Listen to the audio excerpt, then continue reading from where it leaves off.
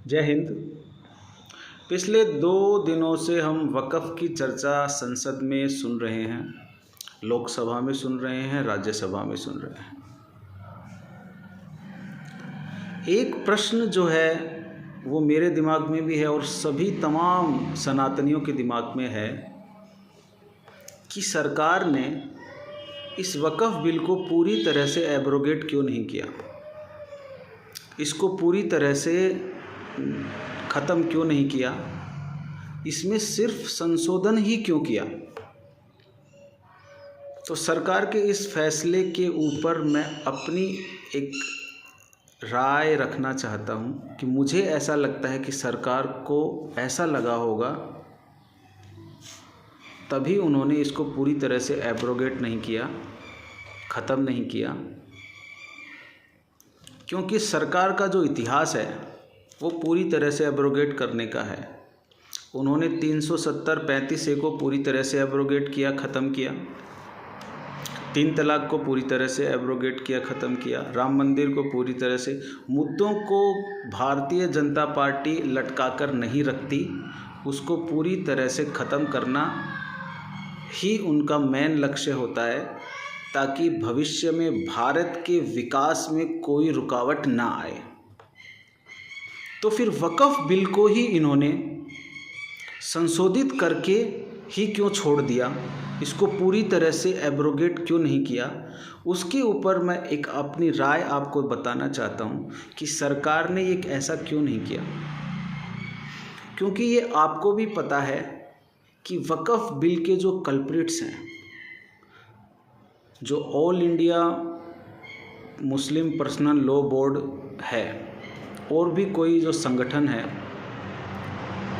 ओवैसी की पार्टी है, कांग्रेस है, जितने भी राजनीतिक दल हैं जो इस बिल का विरोध कर रहे हैं, उनके तमाम बड़े बड़े नेताओं का इस वक़्फ़ की ज़मीन पर काफ़ी हद तक हस्तक्षेप रहता है। अगर सरकार इसको पूरी तरह से एब्रोगेट कर देती तो यहाँ पर जो कल्प्रिट्स थे उन पर कार्रवाई नहीं होती और मुसलमानों में एक अराजकता पैदा हो जाती कि हमें अपना पक्ष रखने के लिए मौका नहीं मिला। आज जब ये संशोधित बिल लोकसभा और राज्यसभा में पास हो चुका है, तो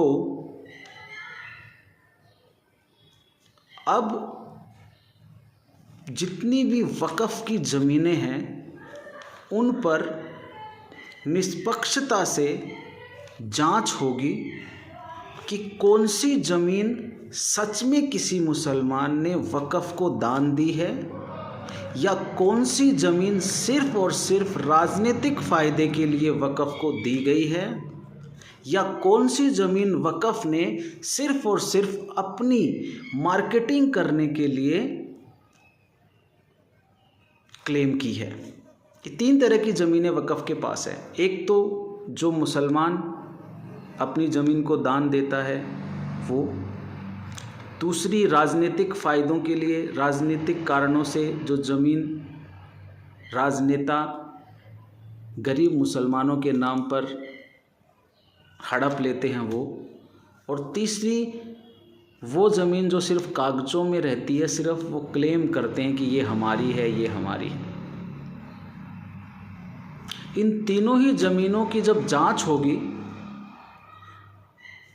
तो हमें पता चलेगा कि कौन कौन राजनेता इनके पीछे है और कौन कौन कल्प्रिट है जो गरीब मुसलमानों का हक पिछले 50 सालों से खा रहे हैं और सिर्फ उनके नाम पर राजनीतिक रोटियां सेकी जा रही हैं। पसमानदा मुसलमानों को पूरी तरह से नज़रअंदाज करके भारत में सिर्फ़ और सिर्फ उन रसूखदार मुसलमानों के बारे में, उनके जेबों के बारे में पिछली सरकारों ने सोचा है। आज मुझे ऐसा लगता है कि एक निष्पक्ष सरकार केंद्र में भी है और राजस्थान में भी है, जो वक़्फ़ की ज़मीन पर निष्पक्ष रूप से कार्रवाई करेगी और जो ज़मीन सच में किसी मुसलमान ने वक़्फ़ को दान में दी है उसके नोटिफिकेशंस हैं, उसके गैजेट ऑफिसर्स के नोटिफिकेशंस हैं, उसकी डॉक्यूमेंट्स हैं, वो ज़मीन वक़्फ़ को दी जाएगी।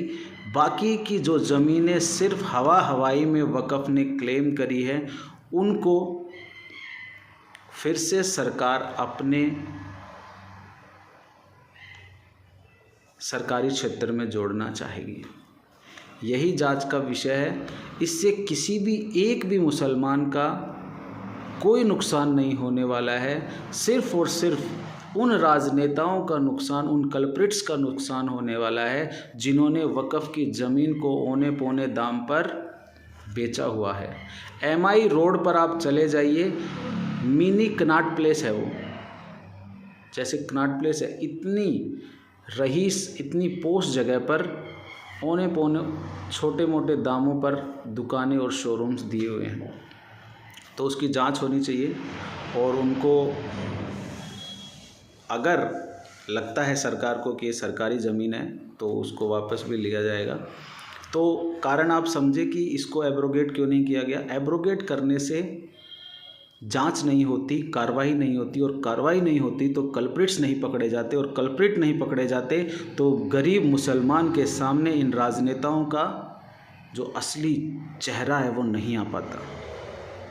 जय हिंद, जय भारत।